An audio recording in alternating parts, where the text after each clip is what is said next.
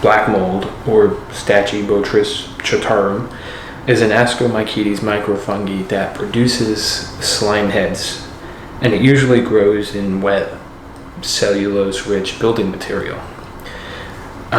It's actually pretty uncommon in nature. It can be found in soil or grain sometimes. It's not a very commonly found fungus in nature.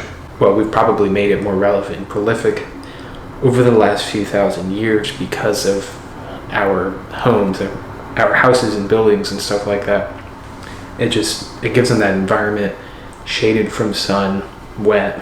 Nothing else is really inside the house, and these spores that are just blowing around, they get into the house, and from there they slowly infest it and grow in it. And black mold is kind of a general term for several types of molds that are common in houses. Chatarum is the toxic black mold that we're probably all familiar with, the one you'll see in like pictures and stuff like that. So we have a pretty limited understanding of all the effects of black mold. The main associated symptom is lung bleeding, but since it is a mycotoxin, it has a much wider variety of effects. Mycotoxin is just a toxin that's produced by a fungus, and it can have adverse side effects because there are so many other factors at play. The person's response, the actual variety, dosage, and just exposure to the mold or to the different kinds of mold can all have different effects. So not only are we barely researching this, there's so much ground to cover when we do research it that we've been underplaying black mold and molds in general for, since science started researching this kind of thing, microbiology. And I just want to establish this for the video because since we are talking about black mold mostly, this is very similar to a previous video on neural hacking, where black mold certainly can infect the brain, and there's plenty of studies that suggest it can. It's just everyone reacts differently to it, so science can't be like, okay, this is the side effect of mold, because it's not the side effects for everybody. And what I'm going to argue is that there's a much, much deeper and more impactful effect or set of symptoms that black mold and other molds can affect us. And the effects on psychology and physiology is way more pronounced than we realize. And during full moons, people's chronic symptoms and mental stability is challenged, and it's strained much more. It's basically during a full moon, and I say in general nighttime, but it seems directly related to the moon, that fungus becomes more prolific, more virulent, and that causes all the different kinds of issues people have at night, from insomnia to having more pain, and they get sicker and symptoms get worse. And in general, inflammation increases because there's more spores in the air, and they're attacking the body, and the ones inside of you growing more and stuff like that. And this causes a lot of these effects that anecdotally people notice more of in the nighttime, especially in the full moon.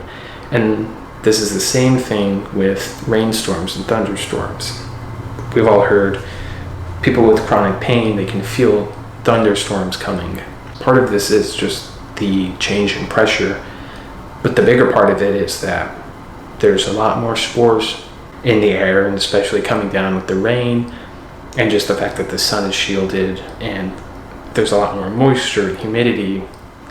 All of this contributes to more spores. More spores just means there's more things getting into the body and in the body that are increasing all of these different symptoms, causing problems, insomnia, chronic pain, inflammation. I think spores or black mold more specifically, is the cause of a lot of sleep anomalies people have, like hallucinations, visual and auditory, maybe even sleepwalking and sleep talking, and different sorts of random sleep patterns that we don't really know why it's happening or what the cause is. But essentially, when you're going to sleep, there's just more spores, especially if your house is already dirty or something, or your air ducts. This is often where you'll get spores coming from. The air ducts, when you're sleeping, you're going to be breathing that in.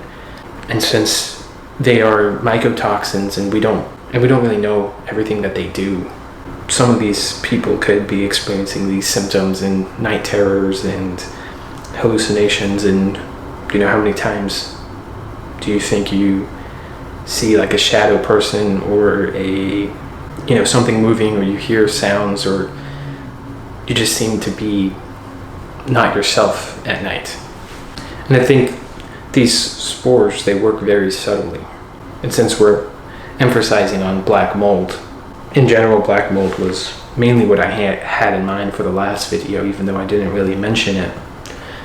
But part of that was because I wanted to do this video, which is a lot more specified on black mold, and a lot of the lore associated with that, which we're getting into right now that we have kind of a basis on the everyday inhalation and inoculation of black mold that pretty much everyone in the world has, a majority of homes have. And so these following symptoms I'm going to list, I think they are true and apply to, or are caused by black mold, even though they're not officially recognized by any doctors or scientists. So I think anxiety when you're away from home, or homesickness as it's called, and I don't just mean wanting to go home after a long day or vacation or something like that. I mean more specifically there's this sort of fetishization, or kind of like a parasitic relationship sometimes people get with their homes. And you'll see this with like hoarders, if you've ever seen that show. These people are completely attached to their homes. They can't leave their homes. They can't even get rid of any of their objects, any of their, the stuff that they accumulate. They don't go near that stuff ever, but they need it to be in their home, and they need to be in the home as well. And leaving, they get kind of that severe separation anxiety from their home. And I think there's black mold that is kind of keeping them in that place. It's why you also have certain random fears, parts of your house that you don't like to go near. You may experience this more as a kid, but even as an adult, you'll just have a mental block on certain areas of your home where you don't want to clean it, you don't want to go near it, you just kind of forget about it. Whether it's cleaning your air filters or washing machine, or just a room in your house, a closet or something, you just stay away from it. Even your refrigerator may be just growing mold, and it's just in the corner somewhere, something's moldy and you don't want to touch it. We have kind of a unconscious fear or dislike of even going near that stuff. I think part of that is the mycotoxins kind of psychologically telling us that there's nothing wrong, that it's not worth your time to get it. It makes us complacent. It makes us think that there's nothing wrong. It makes us believe that we can just carry on with our lives, even though we're slowly breathing in more and more of these spores that are taxing the body. And as I was saying about sleep and nighttime, this is when you may think you see something moving in the shadows, or your eyes are playing tricks on you all the time. And it's very much like you're hallucinating. Even, it's the reason why your eyes are playing tricks on you is because there's something neurologically happening to you that would cause that. It's not just because there's something funky going on with the lights, especially since this doesn't happen consistently. And if it does happen consistently, it's because there is a consistent reason, meaning there's black mold that you keep on breathing in that's neurologically altering your perceptions. And you often become obsessed and afraid of your home, I think, in maybe some more severe cases.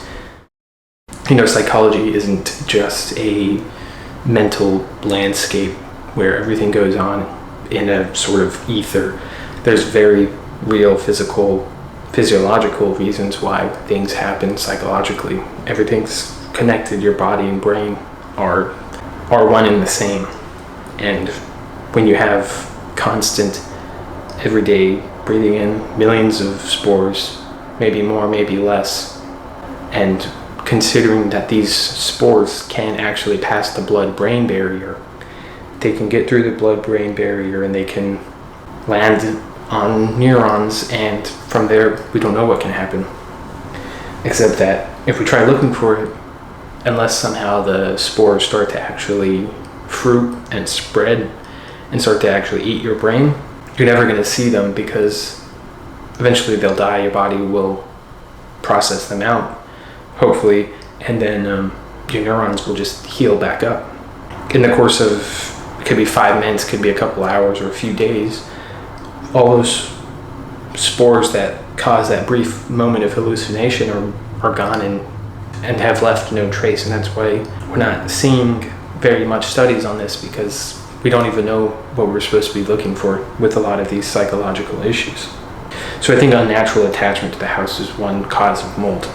Declining health, irritability, anxiety, stubbornness, complacency, these sorts of feelings that you don't even know that they're happening to you, and you can't really control them. You feel out of control, and that's another part of it.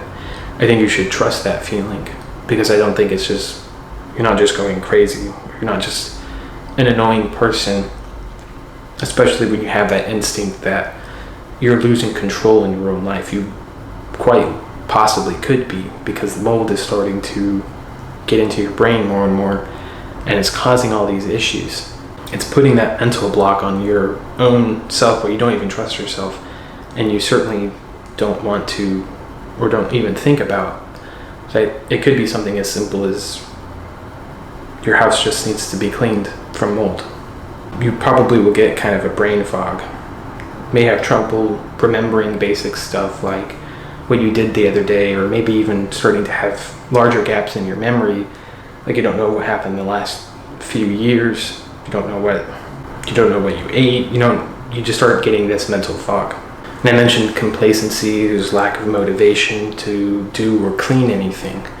I think especially with cleaning, whether it's personal hygiene or your house or your sheets or your clothes or different utilities, you just feel that there's no point to cleaning it. You don't recognize that it probably needs to be cleaned. There's a literal mental block. If you're recognizing this in someone else, you might, and if you try to bring it up, you may get a lot of wild responses, a lot of denial, they'll look at you crazy, they'll be like, what are you talking about? Or, they're like, okay, that doesn't happen. No one's said that before, no one's told me that, why would that be a thing? All these different kinds of responses that I think are indicative of that neural hacking of black mold that completely limits your perception and tucks itself away in your mind to where even if someone brings it up to you, you won't even recognize that there could be a problem in your life, and that problem is likely something physical, and it's likely something microscopic. It's in the mold's best interest to keep you complacent.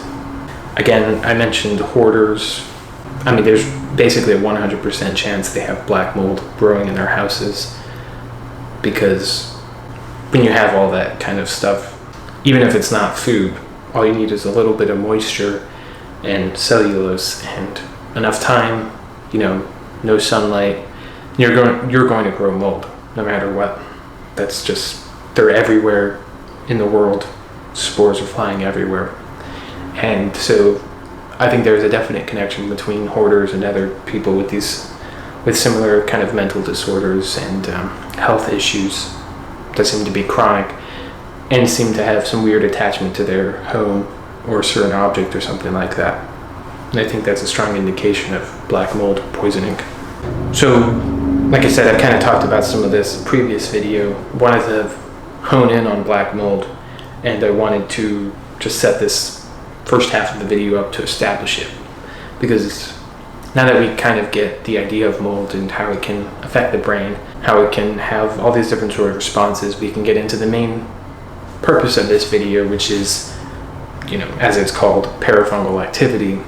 The name's it's pretty obviously what it's about.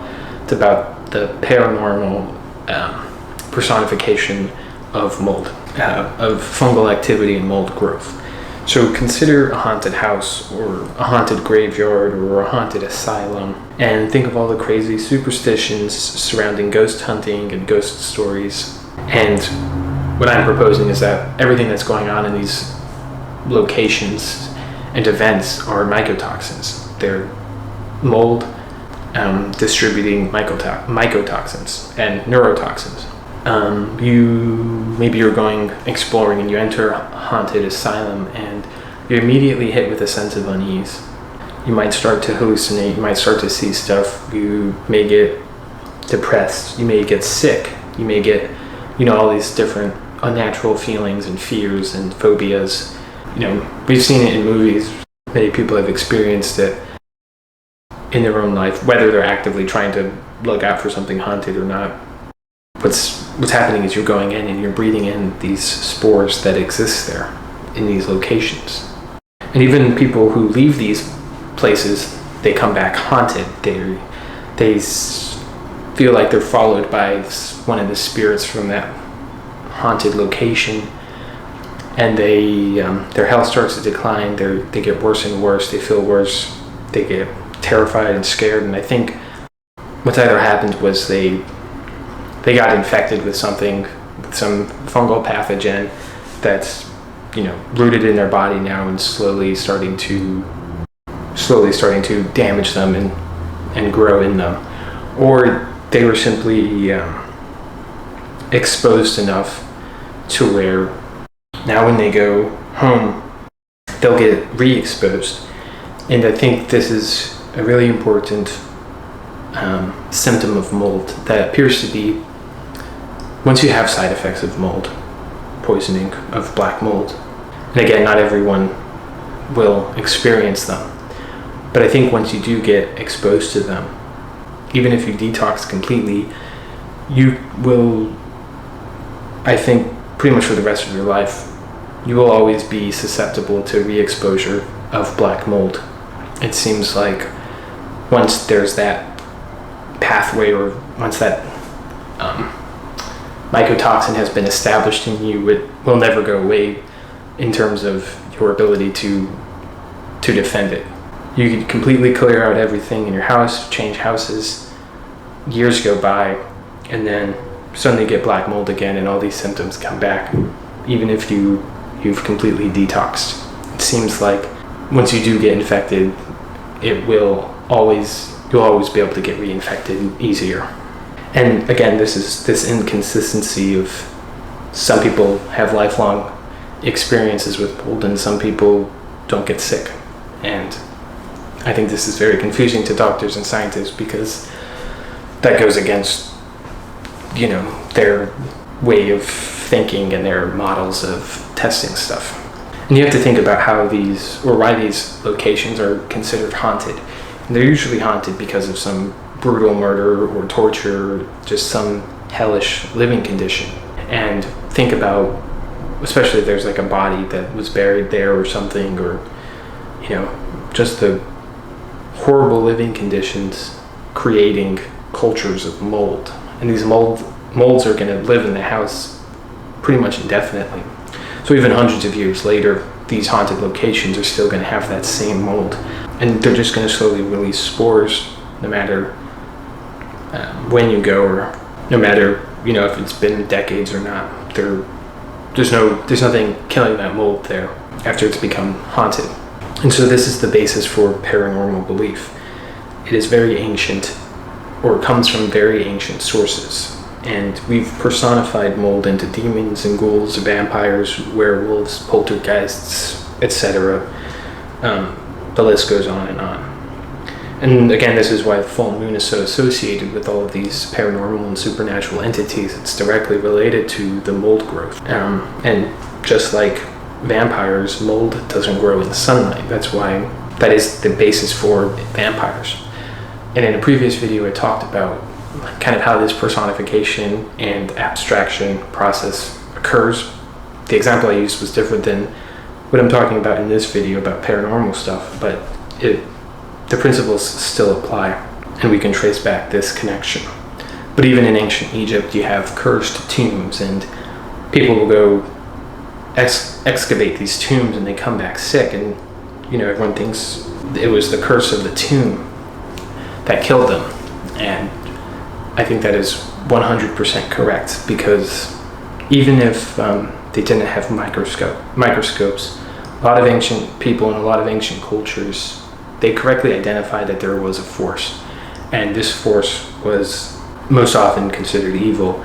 This is the idea of evil spirits and curses and punishment and magic and all of these sort of metaphysical ideas that we tend to dismiss because we don't think there's anything to them.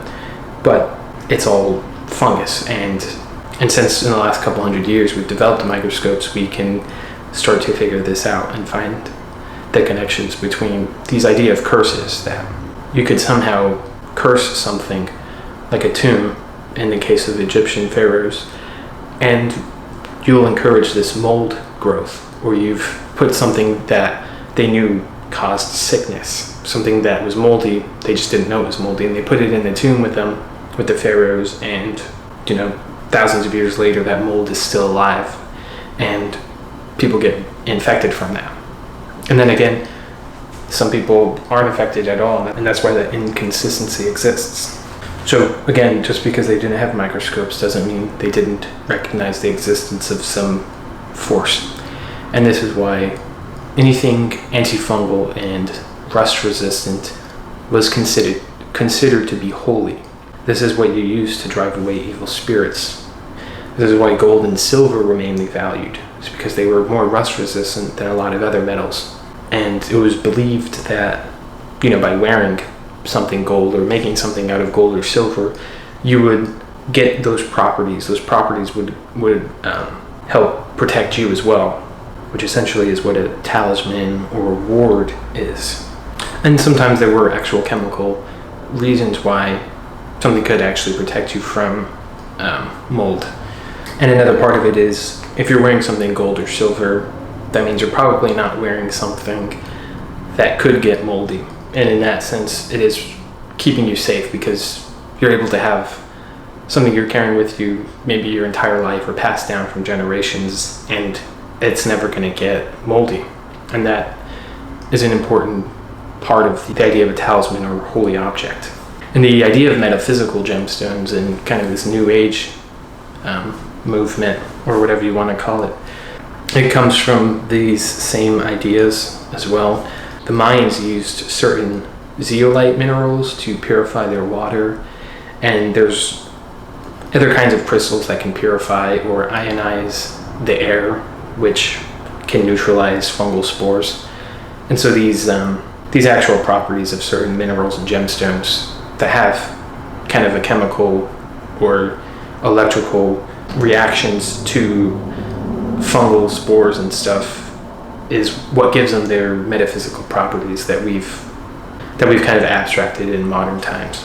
And I've talked about in previous videos hanging of garlic, or another one I've seen really popular is burning white sage incense. And again, it's the antifungal properties that are driving away these evil spirits, which are in fact just mold. Mold and evil spirits are one and the same, or in the ancient world. Now that we have microscopes and we can see that it's fungus, we just need to go back and realize that we've been personifying mold for a very, very long time. And again, you got salt circles, or different healing herbs and medicines and trees and leaves and minerals, and all of the ones considered holy in folk legends are almost 100% of the time antifungal, or known to have antifungal effects.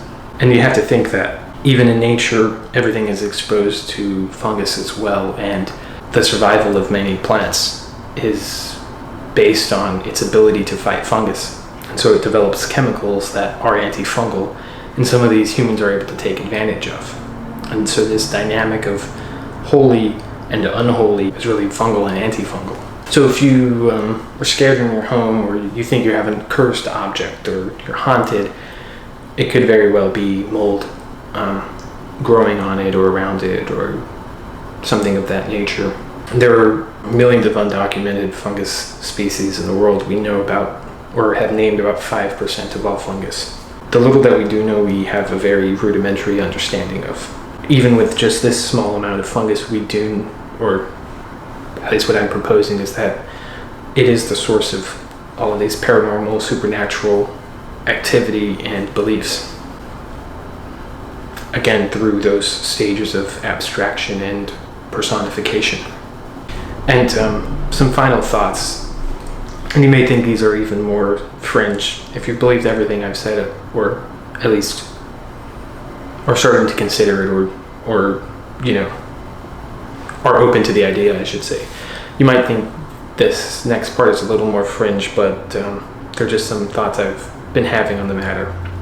So I think fungi contain memory, and a mold that gets into the brain or taps into the nervous system is able to essentially download information from the host. This is part of how they form symbiosis, and we've seen it in lichenization and mycorrhizal fungus and other parasitic fungus like cordyceps or some other waterborne fungus that do similar things.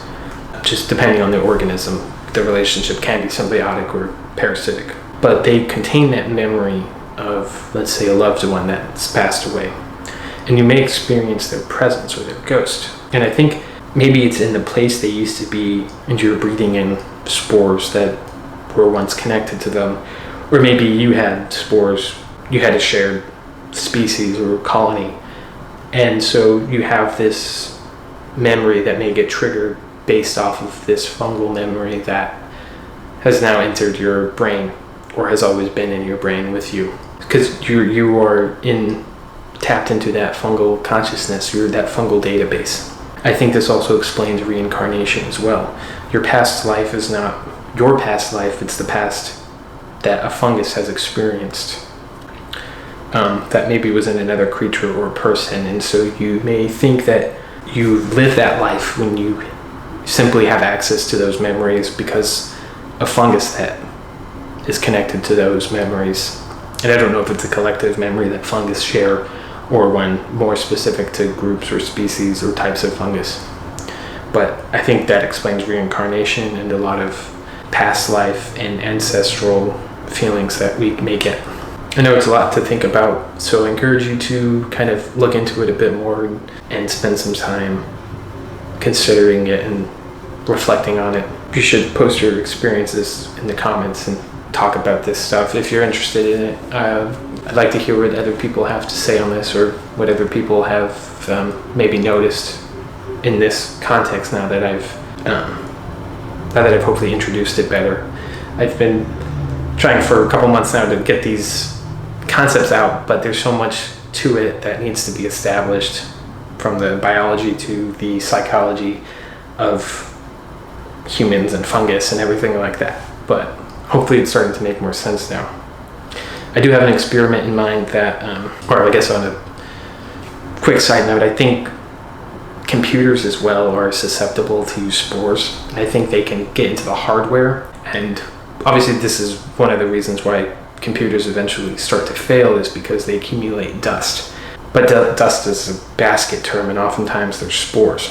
And I think spores or fungus are able to kind of tap into computer hardware, and I think that could cause some anomalies. And I think there are a lot broader implications for that. And I'd like to one day be able to experiment on that and take a mycelium and see if it can connect to a circuit board or hardware or computer hardware or something like that, or even just a wire that triggers a switch, and see if it can learn how to do that, or even if it just absorbs electricity or tries to communicate with it as if it were like a tree root.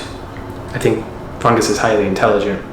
They're intelligent in a different way from us, and I think there's enough evidence to support that they use we know they use electrical pathways, and I think they use neurological pathways in humans. I And I think they'd be able to do the same thing with computers. And there's a lot of interesting implications in that. Yeah, there's a lot of ground to cover. So hopefully the next few videos, the next one I'm going to do, I think, is the Quran. But other things I need to cover are like archetypes and zodiac and physiognomic expression, psychology and divination. All of this in context of mycelium and mycelial consciousness and fungal and basically what I have been talking about. But there's a lot to it. Very interesting. Kind of have to reconsider a lot of beliefs now that we know more about fungus and we know that it's kind of the root of a lot of these things. But thanks for watching. Peace out.